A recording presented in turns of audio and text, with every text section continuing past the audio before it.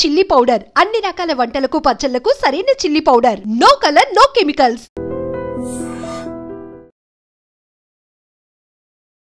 Hi hello నమస్తే, welcome back to our channel. నేను మీ వైషు.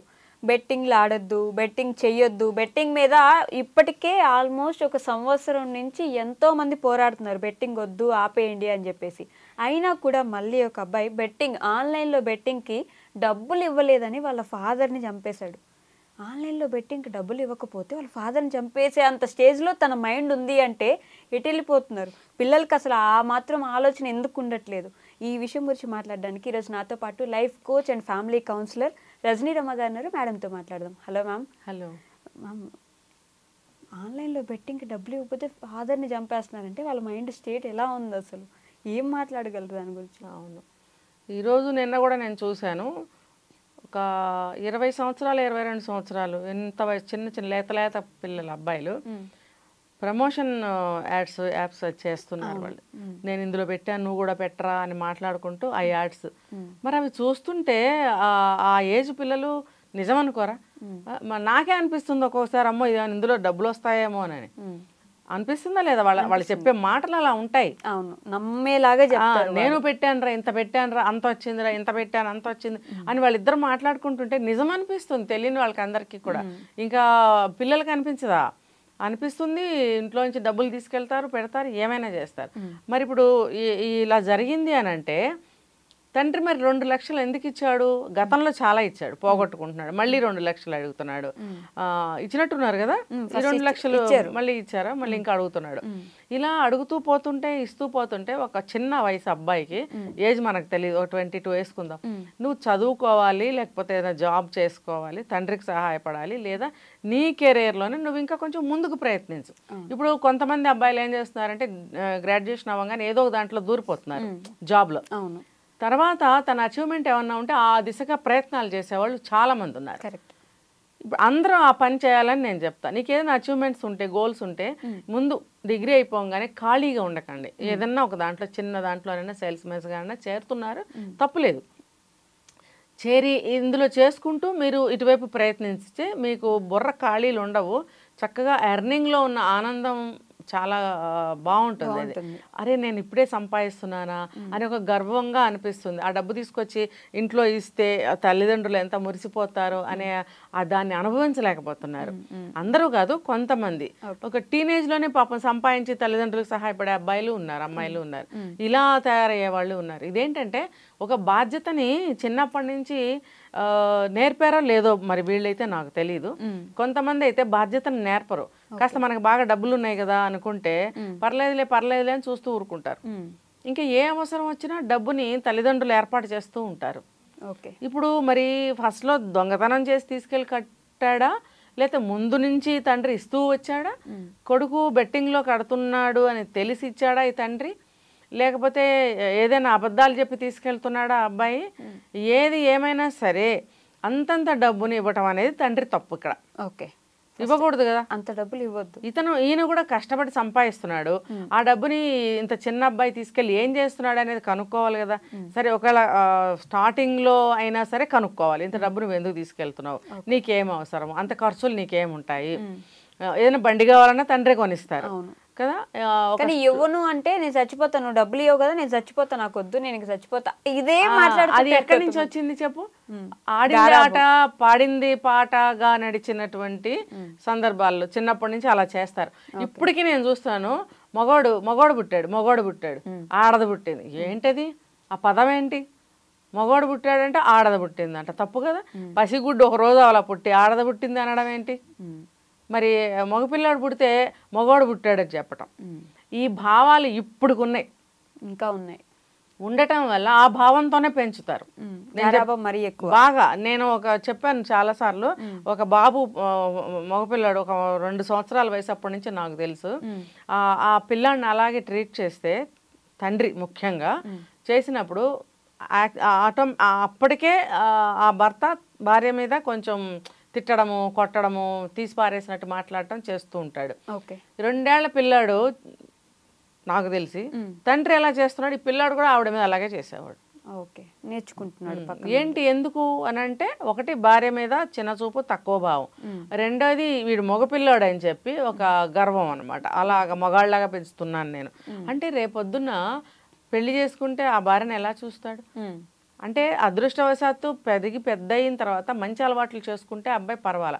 పసితనపు ఏదైనా విషపు ఛాయలు కానీ మంచి ఛాయలు కానీ ఏవైనా అవి అక్కడితో పోతే ఎదిగే కొద్దీ కొన్ని సంతరించుకుంటారు వ్యక్తిత్వాన్ని. ఆ వ్యక్తిత్వం మంచిదైతే వచ్చిన భార్య సుఖపడుతుంది, తల్లి కూడా సుఖపడుతుంది. లేదనుకుంటే ఏమవుతుంది, తల్లి శిక్ష అనుభవించాలి, వచ్చిన భార్య అనుభవించాలి. అందుకని ఆ రకమైనటువంటి పెంపకాలు పెంచకూడదు. అలా గారాబంగా, కానీ గారాబం కూడా కాదు, ఆడింది ఆట పాడింది పాట. డబ్బులు అడగగానే అడగకుండా ఇచ్చేయాలి. 14-16 ఏళ్ళు వచ్చినప్పటికీ సిగరెట్లు, మందులు అలవాటు అయిపోవడము. ఇంకా ఒక్కసారి అలవాటు పడితే అందులోంచి బయటకు లాగటం అనేది చాలా అంటే ఇంకా చాలా కష్టతరం. ఎందుకంటే ఇటువంటి నేపథ్యం ఉన్నప్పుడు, గారాబం, ఆడింది ఆట పాడింది పాటగా ఉన్న నేపథ్యంలో పిల్లలు అటువంటి అలవాట్లు అయితే ఇంక బయటికి రావటం అనేది జరగని పని. ఎందుకంటే బయటకు వచ్చిన తర్వాత కూడా మళ్ళీ ఇదే గారాబం చూపిస్తారు. అమ్మో చచ్చి బతికాడు మా అబ్బాయి అని చెప్పి ఇంకొంచెం ఎత్తున పెట్టుకుంటారు. ఇవన్నీ ఎటు దారి తీస్తాయంటే, ఇదిగో ఇలాగా డబ్బులు ఇవ్వకపోతే చంపేసాడు. ఇప్పుడు చూడండి, చంపడం కూడా ఎంత మోసం చేసి చంపాడు. మాయ చేసి కళ్ళకి గంతలు కట్టి అలా చేస్తే సమాజానికి మీరు అసలు ఏం తెలియజేస్తున్నారు? అసలు నీకు అంత చిన్నపిల్లాడు ఏం కాదు, 20 ఏళ్ళు దాటిన పిల్లాడే, కొంచెం ఆలోచన ఉండక్కర్లేదా? 2 గంటలు వస్తున్నాడు మా ఫ్రెండ్, డబ్బిస్తాడు అని నీకు సర్ప్రైజ్ నానా అని చెప్పి తీసుకెళ్ళి, ఇదిగో వస్తున్నాడు అదిగో వస్తున్నాడు అని అక్కడ కూర్చోబెట్టి, ఈ 2 గంటలు కూడా అతనికి పరివర్తన రాలేదా? పశ్చాత్తాపం రాలేదా? నా తండ్రి, నా కన్న తండ్రి చెయ్యి పట్టుకుని నడిపించిన తండ్రి స్కూల్లో జాయిన్ చేసి, స్కూల్కి తీసుకెళ్ళి, ఇంటికి తీసుకొచ్చి, ఏది కావాలన్నా బజార్కి తీసుకెళ్ళి కొనిపెట్టి, ఏదైనా సరే బిడ్డల్ని ఎంత ఇదిగా చూసుకుంటామో, వాళ్ళు తింటే కానీ వీళ్ళు తినరు, వాళ్ళ నిద్రపుచ్చి కానీ వీళ్ళు పడుకోరు. ఏ చిన్న జలుబు వచ్చినా దగ్గు వచ్చినా అసలు ఎంత అపురూపంగా, ఎంత ప్రాణం పెట్టుకుని పెంచిన తండ్రి ప్రాణం తీయటానికి అవన్నీ గుర్తురాలేదా? అఫ్కోర్స్ నువ్వు ఇప్పుడు 20 ఏళ్ల వయసులో కూడా నీకు జ్వరం వస్తే మీ నాన్న అల్లాడిపోయి ఉంటాడే. కాసేపు పడుకోరా నాన్న, ఎక్కడికి వెళ్ళకు, మందేసుకో, కాస్త తిను, ఇది తాగు, రెస్ట్ తీసుకో, వాళ్ళ కాలేజీకి వెళ్ళొద్దులే అనే ఉంటారు కదా. మరి అదంతా ప్రేమ కదా. ఇప్పుడు ఈ రోజుకి కూడా నీకు లక్షలు కావాలంటే తండ్రే ఇస్తున్నాడు కదా. ఎవరన్నా ఇస్తున్నారా? ఈ రోజు వరకు నీకు కామధేనులాగా అన్నీ ఇస్తూనే ఉన్న తండ్రిని ఒక క్షణం నీకు గుర్తురాలేదా? 2 గంటలు కూర్చోబెట్టి అప్పుడు నువ్వు ఆ పని చేస్తావా? అసలు తండ్రిని చంపాలనే ఆలోచన ఎలా వస్తుంది మ్యామ్? అంత ఇదిగా మైండ్ ఎలా? ఆ 2 గంటల సేపు కూడా తండ్రి ఎంతసేపు వెయిట్ చేస్తాడు? ఇంకెంతసేపు రా, ఆయనకి పనులు ఉండవా? వెళ్ళాలి, ఎంతసేపు వెయిటింగ్ అనేది చాలా నరకంగా ఉంటుంది. 5 నిమిషాలకి కూడా సహనం చచ్చిపోతూ ఉంటుంది వెయిటింగ్లో. అవతల పనులు ఉంటాయి, ఒకటే ప్లేస్లో కూర్చుని అలా ఎదురు చూడాలంటే నిమిషం ఒక యుగంలాగా గడుస్తుంది. ఎదురు చూపులో ఉన్నటువంటి బాధ అటువంటిది. నిమిషం ఒక గంటలాగా గడుస్తూ ఉంటుంది అనమాట. అలాంటిది 2 గంటలు కూర్చోబెట్టినప్పుడు తండ్రి అడుగుతాడు, ఏంట్రా ఇంతసేపు పట్టింది, ఇంకా రాలేదు, ఫోన్ చేయ అంటూ ఉండుంటాడు. వాడు అసలే ఆలోచనలో ఉన్నాడు. ఇలా అడిగేటప్పుడు వాడికి భయము కోపము రెండూ కలిసిపోయి ఉంటాయి. కలిసిపోయి ఇక ఎలా అయినా డిసైడ్ అయ్యాడు కాబట్టి ఆ పని చేశాడు. అంటే బెట్టింగ్లో నేను ఆల్రెడీ దగ్గర చూసాను మ్యామ్. ఒక్కసారి అడిక్ట్ అవుతే ఒక 10,000 వచ్చాయి అంటే ఇంక వస్తాయి, లాలజ్ ఎక్కువైపోతుంది. ఇంకా ఎక్కువైపోయి ఏదో ఒకసారి పోయిందిలే మళ్ళీ రాకపోతాయా వాళ్ళు కూడానంట. నేను విన్నది ఒకసారి లాభం చూపిస్తారంట. ఎస్, అదే వాళ్ళు కదా టెక్నిక్. అది పిచ్చి ముండాగడుకులు చూడకుండా వచ్చిందే కదా అని చెప్పి ఇక మళ్ళీ 10 సార్లు పెడతా, 10 సార్లు పోతాయి. 10 సార్లు పోయినా కూడా మళ్ళీ 11వ వస్తుంది.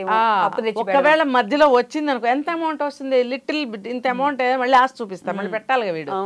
అమ్మ 10 సార్లు పెట్టాను రాలేదు అనుకోకుండా మధ్యలో ఒకసారి మళ్ళీ ఇంత చూపిస్తాడు. హాయ్ మళ్ళీ వచ్చింది కదా, మళ్ళీ ఛాన్సెస్ ఉన్నాయి అని మళ్ళీ పెడతారు. సో ఇవన్నీ కూడా మనము నీట్గా కూర్చుని ఇలా వెళ్ళకండి బాబు, ఇలా చేయకండి బాబు అని చెప్పకూడదు. మనము వెళ్తున్నారు, మీరు తగలబడతారు, తగలబడండి అని చెప్పాలి, అంతే.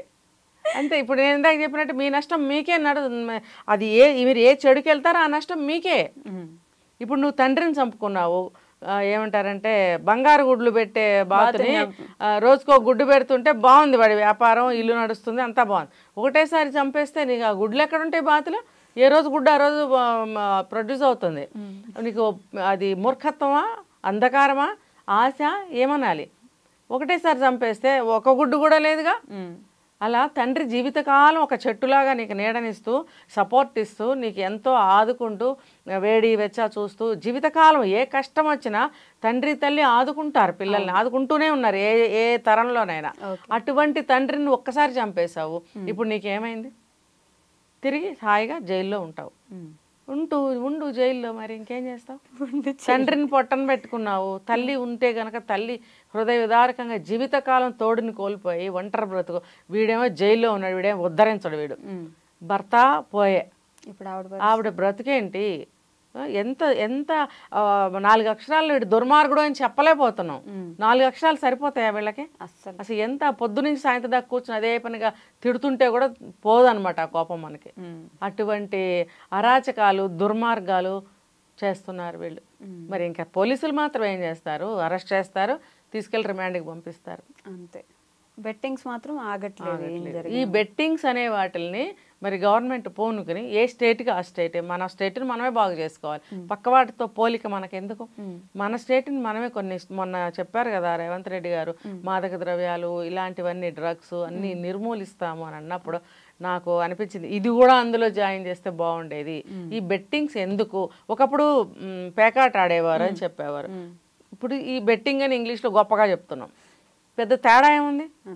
అంతే కదా.